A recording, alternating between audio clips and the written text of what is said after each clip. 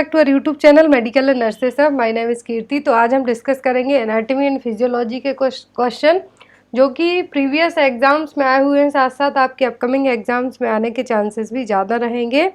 तो यहाँ पर जो क्वेश्चन ऑलरेडी हमारी जो 10,000 MCQ की सीरीज़ है कंटिन्यूस चलती जा रही है, तो 15 सीरीज़ ऑलमोस्ट हो चुकी हैं। तो इस 16th नंबर की सीरीज़ में हम ज़्यादा से ज़्यादा एनाटॉमी एंड फिजियोलॉजी के MCQ सॉल्व करेंगे और बहुत ही जल्दी में भी हो सकता है 1 सितंबर तक अभी तक जितने भी एम्स के पेपर हुए हैं वो आप तक प्रोवाइड करवाए जाएं PDF फॉर्मेट में। तो उस पर भी काम चल रहा है। एटलीस्ट 30 क्वेश्चन पेपर रहेंगे। जितने भी एम्स में अभी तक जो भी क्वेश्चन आए, अलग अलग एम्स के पेपर रहेंगे वहाँ पर, तो वो सभी आपको सॉल्व्ड पेपर प्रोवाइड करवाने जाने की कोशिश जारी है। तो हो सकता है 1 सितंबर से आपके लिए वो प्रोवाइड करवाए जाएँ। तो यहाँ पर जो भी क्वेश्चन है आपके अपकमिंग एग्जाम में बहुत ही हेल्पफुल रहने वाले हैं। तो लास्ट जो सीरीज थी उसमें एक क्वेश्चन आपके लिए दिया गया था, तो ऑलमोस्ट सभी लोगों ने आंसर सही दिया है। क्वेश्चन था which route is used to sensitivity और allergic reaction to the drug is tested by administering the drug. तो किसी भी ड्रग की सेंसिटिविटी या फिर एलर्जिक रिएक्शन को फाइंड आउट करने के लिए तो हम जो ड्रग एडमिनिस्टर करेंगे टेस्टिंग के लिए स्पेशली, तो किस रूट से करेंगे सेंसिटिविटी और एलर्जिक रिएक्शन को फाइंड आउट करने के लिए? ऑप्शन में है इंट्रामस्कुलर, इंट्राडर्मल, इंट्रावीनस या फिर ऑल ऑफ दी अबव। तो हमेशा जब भी एलर्जिक रिएक्शन या फिर कोई सेंसिटिविटी रिएक्शन पता करनी हो तो जो मेन रूट यूज़ किया जाता है होता है इंट्राडर्मल रूट। क्यों? क्योंकि इससे जो सेंसिटिविटी है वो बहुत ही जल्दी रिएक्ट होगा और जो ड्रग है बहुत जल्दी रिएक्ट करेगी और हमें पता चल जाएगा कि ये ड्रग है जो हमारी बॉडी में कोई एलर्जिक रिएक्शन क्रिएट करेगी या फिर कोई अलग तरीके से सेंसिटिविटी क्रिएट करेगी। तो यहाँ पर आपका आंसर क्या होगा? इंट्राडर्मल। और ऑलमोस्ट सभी लोगों ने इसका आंसर सही दिया है। Next is the disease.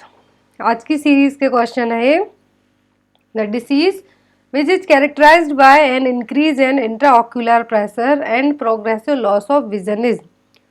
तो किस डिसीज में जो इंट्राओक्यूलर प्रेशर है वो बढ़ जाएगा और जब IOP बढ़ेगा तो उसके कारण क्या होगा? धीरे धीरे विजन लॉस होगा, देखने की क्षमता है जो कम होगी और ख़त्म भी हो सकती है। ऑप्शन में मैनर्स डिसीज, ग्लूकोमा, कैटरैक्ट या फिर ज़ीरोफ्थैल्मिया। तो यहाँ पर ऐसी डिसीज जिसमें इंट्राऑक्यूलर प्रेशर बढ़ता है तो वो क्या है? वो ग्लूकोमा। ग्लूकोमा का जो मेन रीज़न होने का क्या है? इंट्राऑक्यूलर प्रेशर का बढ़ना, जिसके कारण है जो क्या होगी? ग्लूकोमा की प्रॉब्लम होगी। कैटरैक्ट में क्या होगा? एक ओपेसिटी है जो पारदर्शिता है जो लेंस पर छा जाएगी, जिसके कारण विजन प्रॉब्लम होगी।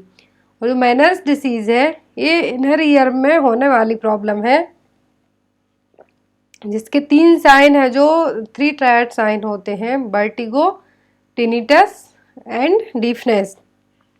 तो यहाँ पर आपको यदि क्वेश्चन आता है कि जब IOP बढ़ता है, ICP बढ़ता है, इंट्राऑक्यूलर प्रेशर बढ़ता है, तो उस केस में कौन सी प्रॉब्लम होने के चांस ज़्यादा रहेंगे? तो वो होगी ग्लूकोमा। मैनर्स डिसीज़ के 3 ट्रायड सिम्टम आते हैं जनरली एग्जाम में। तो मैनर्स डिसीज़ के 3 ट्रायड सिम्टम में क्या कहा जाता है? जो कि लेविरिंथ जो इनर ईयर है, लेविरिंथ में फ्लूइड एक्यूमुलेट होने लगेगा, जिसके कारण टिनिटस मीन्स रिंगिंग साउंड आएंगे, वर्टिगो की प्रॉब्लम होगी और हियरिंग लॉस भी होगा। तो ये मैनर्स डिसीज़ के सिम्टम है। कैटरैक्ट आता है तो कैटरैक्ट में क्या होगा? ओपेसिटी ऑफ द लेंस और क्लाउडिंग है जो लेंस पर छा जाएगी, धुंधलापन रहेगा, जिसके कारण विजन में प्रॉब्लम होगी। तो यहाँ पर ये सभी टर्म आपके क्लियर हो गए होंगे। नेक्स्ट क्वेश्चन की तरफ मूव करेंगे हम। First degree partial thickness burn is characterised by. तो यहाँ पर first degree partial thickness burn, तो इसके साइन क्या होंगे? ऑप्शन में है involvement of skin, fat muscles and bones, superficial and painful burn, damage the dermis, burnt tissue is painless and seen dry and may be black and white, presence of wet and shiny blistered. तो यहाँ पर कहा है कि first degree partial thickness burn, तो first degree partial thickness burn में जो sign होंगे वो होंगे सुपरफिशियल एंड पेनफुल बर्न। तो हमेशा जब भी फर्स्ट डिग्री बर्न होता है तो क्या होगा, सुपरफिशियल होगा और पेनफुल भी होगा। जो सेकंड ऑप्शन है यहाँ पर क्या होगा, ये होगा जो थर्ड डिग्री बर्न होगा उसमें even black and white burn tissue कैसे हो जाएंगे, पेनलेस हो जाएंगे। सेकंड डिग्री बर्न में क्या होगा, फैट मसल्स एंड बोन्स हैं जो इन्वॉल्व होंगी। और जो फर्स्ट डिग्री बर्न है इसमें क्या होगा, सुपरफिशियल एंड पेनफुल बर्न होगा। तो यहाँ पर आपके तीनों डिग्री के बर्न हैं जो क्लियर हो गए होंगे। First degree partial thickness burn में क्या होगा, सुपरफिशियल एंड पेनफुल बर्न होगा। सेकेंड डिग्री में क्या होगा, फैट मसल्स और बोन्स भी इन्वॉल्व होंगी। और जो थर्ड डिग्री होगा इसमें डर्मिस, बर्न टिश्यू और पेनलेस रहेगा, जो दर्द जो इवन नर्व्स तक भी पहुंच सकता है, थर्ड डिग्री में वो पेन आ जाएगा। Next is the most common deficiency seen in patient with chronic alcoholism. तो कोई पेशेंट यदि लॉन्ग टाइम से दारू पी रहा है, शराब पी रहा है, तो उसको किसकी कमी होने के चांसेस ज़्यादा रहेंगे। ऑप्शन में थायामीन, साइनोकोबाल्मिन, नियासिन या फिर विटामिन सी। तो जो पेशेंट लॉन्ग टर्म से क्रॉनिक एल्कोहलिज्म का है, मतलब कि बहुत लंबे समय से शराब का सेवन कर रहा है, उसके लिए किसकी कमी होने के चांसेस ज़्यादा होंगे, तो होगी थायामीन। और थायामीन की कमी होती है जब एल्कोहलिज्म के पेशेंट में, तब होता है कोर्साकॉफ साइकोसिस। तो यहाँ पर यदि आपको एग्जाम में आता है कि क्रोनिक एल्कोहलिज्म में किसकी कमी होती है, तो होती है थायामीन की। और थायामीन किसके कारण होगा और क्या प्रॉब्लम क्रिएट करेगा थायामीन, तो वो करेगा कोर्साकॉफ साइकोसिस, जो कि स्पेशली क्रोनिक एल्कोहलिज्म के पेशेंट में ही डेवलप होगा। Next is second heart sound S2 indicate closure of which valve. तो जो सेकंड हार्ट साउंड है S2, ये किस वॉल्व के क्लोज होने की तरफ इशारा करेगा, इंडिकेट करेगा। ऑप्शन में है mitral and tricuspid, mitral and pulmonic, आउटिक and pulmonic, tricuspid and आउटिक valve. तो जो सेकंड हार्ट साउंड है ये किसकी तरफ इंडिकेट करेगा कि कौन से वॉल्व क्लोज हो रहे हैं, तो वो हो रहे हैं आउटिक एंड पल्मोनिक वॉल्व क्लोज होते हैं, जिनको हम सेमी लूनार वॉल्व के नाम से भी जानते हैं हार्ट में। तो इनके क्लोज होने के कारण जो सेकंड साउंड है ST वो बनेगा या फिर वो आपको सुनाई देगा। Next is excessive sleepiness is called. बहुत ज़्यादा सोने के लिए आपको नींद ही नींद भरी है, उसको क्या कहेंगे। ऑप्शन में नार्कोलेप्सी, इंसोम्निया, सोमनेबुलिज्म या फिर नन ऑफ द अबव। तो एक्सेसिव स्लीपीनेस, इंसोम्निया यदि कंफ्यूजन हो तो इंसोम्निया मतलब होता है लैक ऑफ स्लीप, नींद ना आना। और यहाँ पर जो एक्सेसिव स्लीपीनेस है वो क्या है, वो है नार्कोलेप्सी।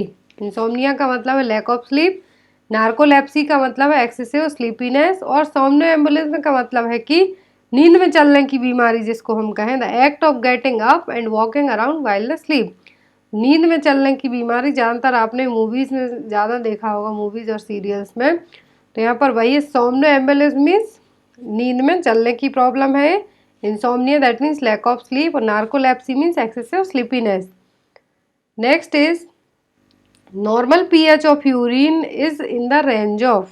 तो pH जो नॉर्मल pH होता है यूरिन का वो कितना होता है, उसकी रेंज क्या होती है। ऑप्शन में 4.5 टू 8.0, 7.5 टू 8.5, 3.0 टू 5.0 या फिर 7.35 टू 7.45। तो लास्ट ऑप्शन है किसका pH है, ये ब्लड का pH कितना होता है 7.35 to 7.45।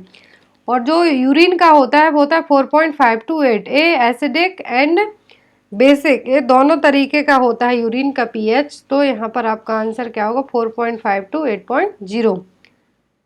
Next is minimum scrubbing time for surgical hand wash. तो सर्जिकल हैंड वॉश के लिए मिनिमम स्क्रबिंग टाइम है, जो रब करने का टाइम है वो कितना होगा। ऑप्शन में 1 मिनट, 2 मिनट, 3 मिनट या फिर 5 मिनट। तो जो मिनिमम स्क्रबिंग टाइम होता है सर्जिकल हैंड वॉश के लिए होता है एटलीस्ट 5 मिनट। कितना, 5 मिनट। और कितने स्टेप होते हैं, 7 स्टेप होते हैं। 5 मिनट तक हमें क्या करना है, हैंड को रब करना है। Next is which drug is used for prophylaxis of manic depressive disorder. तो जो पेशेंट को एज अ प्रोफाइलैक्सिस ट्रीटमेंट के तौर पर यूज़ किया जाएगा मैनिया एंड डिप्रेशन वाले पेशेंट में, वो क्या होगी।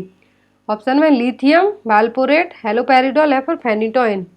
तो प्रोफाइलेक्टिक के तौर पर यूज़ की जानी है मैनिक डिप्रेसिव पेशेंट में, तो मेडिसिन का नाम क्या है, तो वो लिथियम। कौन सी मेडिसिन है, लिथियम, जो कि मैनिक और डिप्रेशन के पेशेंट को ट्रीट करने के लिए एज एन प्रोफाइलेक्सिस ट्रीटमेंट के तौर पर यूज़ की जाएगी, क्या है, लिथियम। नेक्स्ट इज, और लिथियम टॉक्सिटी है जो कब डेवलप होगी, जब लिथियम का ज़्यादा डोज दे दिया जाए, क्योंकि लिथियम टॉक्सिटी से एक क्वेश्चन आपको एग्जाम में आता है। नेक्स्ट क्वेश्चन है, which electrolyte has to maintain lithium therapy. तो लिथियम थेरेपी किसको ट्रीट करने के लिए दी जाती है, मैनिया एंड डिप्रेशन के पेशेंट के लिए। लिथियम थेरेपी में कौन से, यदि जिस पेशेंट को हम लिथियम थेरेपी दी जा रही, मेडिसिन दी जा रही है, तो उसमें कौन सा इलेक्ट्रोलाइट है जो हमें बैलेंस करके रखना होगा, या फिर कौन सा इलेक्ट्रोलाइट है जो डिस्टर्ब हो सकता है सबसे ज़्यादा। ऑप्शन में सोडियम, पोटेशियम, कैल्शियम या फिर मैग्नीशियम। तो लिथियम थेरेपी दी जा रही है वो यदि किसी पर्सन को, तो कैल्शियम भी डिस्टर्ब होता है, सोडियम भी होगा, बट मेनली हमें जो मेंटेन करके रखना है वो है सोडियम, क्योंकि यदि लिथियम का लेवल कम होता है तो सोडियम का लेवल ज़्यादा होगा, यदि सोडियम कम होता है तो लिथियम ज़्यादा होगा। इस तरीके से अपोजिट काम करते हैं। फ्लक्चुएशन होगा सीरम लिथियम लेवल का, यदि सॉल्ट कंजप्शन करते हैं या फिर हम सोडियम कंजप्शन करते हैं, तो उस केस में हमें क्या करना है, सोडियम का है जो बैलेंस मेंटेन करके रखना होगा। लिथियम थेरेपी दी जा रही है। और ये भी कहा जाता है जिन पेशेंट को लिथियम थेरेपी दी जा रही है, ना तो वो अचानक से, यदि कोई आप सॉल्टी आइटम्स खाते हैं तो सडनली आप उनको स्टॉप भी ना करें या फिर ज़्यादा भी ना खाएं, क्योंकि यदि आप ज़्यादा जो सोडियम लेते हैं, सॉल्ट लेते हैं यदि, तो ऐसे केस में क्या होगा, आपका ब्लड प्रेशर भी फ्लक्चुएट होने लगेगा। लिथियम थेरेपी जिनको भी दी जाती है तो उनको सबसे पहले सोडियम का लेवल है जो मॉनिटर किया जाता है, मेंटेन करके रखा जाता है, ताकि सोडियम का बैलेंस ना बिगड़े। Next is highly heat resistant vaccine is. तो हाईली हीट रेसिस्टेंट वैक्सीन कौन सी है, ऑप्शन में BCG, MMR, OPV या फिर TT। यदि हीट सेंसिटिव वैक्सीन पूछते तो वो थी OPV, हीट रेसिस्टेंट पूछा है तो वो TT, टिटनेस टॉक्साइड। यदि हीट सेंसिटिव पूछे तो OPV, और हीट रेसिस्टेंट पूछ रहे हैं तो क्या है, tetanus toxoid. Next is the most powerful stimulus for respiratory centre is. Most powerful stimulus क्या होगा रेस्पिरेटरी सेंटर के लिए, ऑप्शन में है carbon dioxide axis, oxygen axis, increase pH of blood या फिर ऑक्सीजन लैग। तो रेस्पिरेटरी सेंटर के लिए एक जो पावरफुल स्टिमुलस का काम करेगा वो होगी CO2 का लेवल बढ़ना। यदि CO2 का लेवल बढ़ता है तो रेस्पिरेटरी सेंटर में क्या होगा, पावरफुल स्टिमुलस होंगे जिसके कारण प्रॉब्लम्स क्रिएट हो सकती हैं। तो यहाँ पर रेस्पिरेटरी सेंटर को स्टिमुलेट करने वाली गैस कौन सी मानी जाती है, CO2।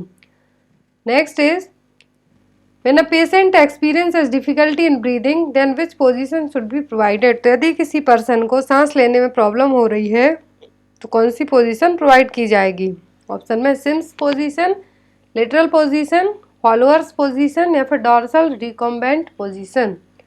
तो डिफिकल्टी इन ब्रीदिंग, सांस लेने में प्रॉब्लम हो रही है, तब कौन सी पोजीशन देते हैं हम जनरली, फॉलोअर्स पोजीशन। तो यहाँ पर आपका आंसर क्या होगा, Fowler's position. Next is visual analogue scale, जिसको हम VAS के नाम से भी एग्जाम में आता है। Visual analogue scale is most widely used to measure. Visual analogue scale होती है, इसको मेजर करने के लिए यूज की जाती है। ऑप्शन में sedation, sleep, depth of anaesthesia या फिर pain intensity. Visual analogue scale में है जो किसको फाइंड आउट करने के लिए यूज की जाती है, तो पेन इंटेंसिटी, किसके लिए, पेन इंटेंसिटी। तो यहाँ पर नीचे की तरफ जो स्माइली वाले जो फेसेस दिख रहे हैं, पेन रेटिंग स्केल, और ऊपर जो दिख रही है वो विजुअल एनालॉग स्केल, जिसमें 10 तक है जो पॉइंटिंग होती है, 0 to 10 तक। नो पेन तो 0 दिया जाएगा आपको। फिर जैसे जैसे पेन की इंटेंसिटी बढ़ती जा रही है उतने उतने मार्क्स हैं जो पॉइंट हैं जो यहाँ पर दिए जाते हैं। तो ये दो चीज़ें याद रखनी है इसमें, विजुअल एनालॉग स्केल में स्कोरिंग कितनी होती है, 0 to 10 तक, और इसका यूज़ किसके लिए किया जाता है, पेन की इंटेंसिटी को चेक करने के लिए। यदि 5 दिया जाता है तो डिस्ट्रेसिंग पेन है, फिर यदि 5 से धीरे धीरे बढ़ता जाएगा दैट मीन्स पेन का लेवल भी बढ़ते जा रहा है, तो यहाँ पर स्कोरिंग भी बढ़ती जाएगी। और 10 तक क्या हो जाएगा, अनबियरेबल पेन, सहन करने की क्षमता है जो खत्म हो रही है, यहाँ पर उस टाइप का पेन हो रहा है। और जो यहाँ पर क्या कहा जाता है इसमें, intensity, location, onset, duration, variation and quality. मतलब कि इसमें जो पेन इंटेंसिटी तो चेक की ही जाएगी, साथ ही साथ दर्द कहाँ हो रहा है, कब से हो रहा है, कितने टाइम से हो रहा है, किस टाइप से हो रहा है और क्वालिटी क्या है, दर्द का नेचर है जो क्या है। तो ये सभी चीज़ें इसमें विजुअल एनालॉग स्केल में चेक की जाएंगी। दूसरा जो यहाँ पर दिख रहा है वो है faces pain rating scale. Face pain rating scale में क्या किया जाएगा, यदि आप स्माइल कर रहे हैं तो नो हर्ट है, थोड़ा सा यदि आपका फेस डल दिखता है तो थोड़ा हर्ट हुए हैं आप, हर्ट लिटिल मोर, तो यहाँ पर टोटल 5 स्कोर दिए जाते हैं। यदि 5 स्कोर दिया जाता है दैट मीन्स आपके लिए बहुत ही ज़्यादा पेन है जो हो रहा है। तो दोनों स्केल की स्कोरिंग याद रखें और किसके लिए यूज़ की जाती है, पेन इंटेंसिटी को फाइंड आउट करने के लिए। Next is the agent host environment model of health and illness is based on the concept of. तो एजेंट होस्ट एनवायरनमेंट 3 ट्रायड हैं जो एपिडेमियोलॉजी के हमने पढ़े हैं। तो यहाँ पर है एजेंट होस्ट एनवायरमेंटल मॉडल है जो हेल्थ एंड इलनेस के लिए किस कॉन्सेप्ट पर बेस्ड है, stage of illness, infectious disease, prognosis या फिर रेट ऑफ एक्सपोजर। तो ये किस पर डिपेंड करता है, ये करता है इन्फेक्शियस डिसीज पर। जो भी इन्फेक्शियस डिसीज होती हैं उन्हीं के लिए एजेंट होस्ट एनवायरनमेंट, इन तीनों चीज़ों की सबसे ज़्यादा ज़रूरत होती है। तो यहाँ पर आपका आंसर क्या होगा, B. Next is all the following are characteristics of pre eclampsia except. तो यहाँ पर प्री एक्लेम्सिया के साइन सिम्टम सभी हैं किसी एक को छोड़कर। प्री एक्लेम्सिया की कंडीशन क्या है, प्रेगनेंसी में ब्लड प्रेशर का हाई होना, ऑप्शन में वॉमिटिंग, हाइपरटेंशन, एडिमा या फिर प्रोटीन यूरिया। यहाँ पर 3 सिम्टम्स होते हैं प्री एक्लेम्सिया और एक्लेम्सिया के, तो वो है hypertension, oedema and protein urea. और जो यहाँ पर नहीं होता वो होती है वॉमिटिंग। तो आंसर क्या होगा आपका, A. Next is oxytocin is secreted by. Oxytocin hormone है जिसको हम लेट डाउन रिफ्लेक्स हार्मोन के नाम से भी जानते हैं। तो इसका सीक्रेशन कौन करता है, ऑप्शन में posterior pituitary, adrenal medulla, anterior pituitary या फिर एड्रिनल कॉर्टेक्स। ऑक्सीटोसिन का सीक्रेशन कौन करता है, posterior pituitary gland. Next is cell mediated immunity is achieved by. तो सेल मीडिएटेड इम्यूनिटी किसके द्वारा बनती है, ऑप्शन में B cells, T cells, neutrophils या फिर इसेनोफिल्स। सेल मीडिएटेड इम्यूनिटी बनाने के लिए जो सेल्स रिस्पॉन्सिबल है वो कौन सी, T cells. Next is violet blue discoloration of vaginal membrane is known as. तो वायलेट ब्लू कलर की जब वेजाइनल मेम्ब्रेन हो जाए, सर्विक्स हो जाए, तो इसके लिए कौन सा टर्म यूज़ किया जाएगा, ऑप्शन में है Osiander sign, Hegar sign, Jacquemier sign या फिर ब्रैक्सटन हिक्स कॉन्ट्रैक्शन। तो यहाँ पर जो वायलेट ब्लू डिस्कलरेशन होगा किसके कारण, एक्सेसिव जो ब्लड है, ब्लड फ्लो उसके कारण होता है ऐसा। तो इसका साइन क्या है, वो है जैकमियर साइन और चैडविक साइन। किस साइन में देखने को मिलेंगे, जैकमियर और चैडविक साइन में। तो यहाँ पर ऑप्शन में क्या है, जैकमियर साइन है, तो आप इसको मार्क कर सकते हैं। Next is stranger anxiety develops by the age of. तो बच्चों में किस एज में किसी अजनबी को देख के एंजाइटी है जो होने लगती है, इसको हम स्ट्रेंजर एंजाइटी कहते हैं। ऑप्शन में 3 month after the birth, 6 month after the birth, at the birth या फिर 8 मंथ आफ्टर द बर्थ।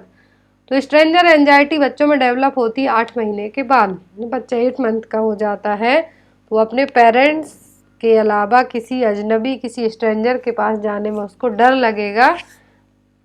वो दूसरे पर्सन के पास जिसको वो जानता ही नहीं है उसके पास जाने से डरेगा। तो इसके क्या कहा जाता है, स्ट्रेंजर एंजाइटी। और मोस्टली बच्चों में 7 to 8 मंथ में डेवलप हो जाती है। तो आंसर होगा यहाँ पर 8 month. Next is all the following are major Jones criteria for the rheumatic fever except. तो जोन्स क्राइटेरिया हमने जो पढ़ा है रूमेटिक फीवर के लिए, तो उसके में 2 टाइप के साइन बताए जाते हैं, मेजर एंड माइनर। तो यहाँ पर पूछा है मेजर जोन्स क्राइटेरिया, जो रूमेटिक फीवर है इसमें मेजर क्राइटेरिया क्या है, जोन्स क्राइटेरिया के सभी हैं किसी एक को छोड़कर। ऑप्शन में कार्डाइटिस, माइग्रेटरी पॉलीआर्थराइटिस, फीवर या फिर इरिथेमा मार्जिनेटम। तो मेजर में क्या नहीं है यहाँ पर पूछा है, तो वो है फीवर। ये देखिए जोन्स क्लासिफिकेशन है रूमेटिक फीवर के लिए। मेजर में क्या है, carditis, wandering polyarthritis, chorea minor रहेगा जो कि subcutaneous nodules and annular rheumatic erythema. Minor criteria है जो वो है fever, arthralgia, ESR and CRP क्या होगी, हाई होगा, प्रोलॉन्ग्ड PQ और PR इंटरवल। तो यहाँ पर आपको क्वेश्चन में था मेजर जोन्स क्राइटेरिया सभी हैं किसी एक को छोड़कर र्यूमेटिक फीवर के, तो एक ऑप्शन दिया है माइनर का, तो वो है फीवर।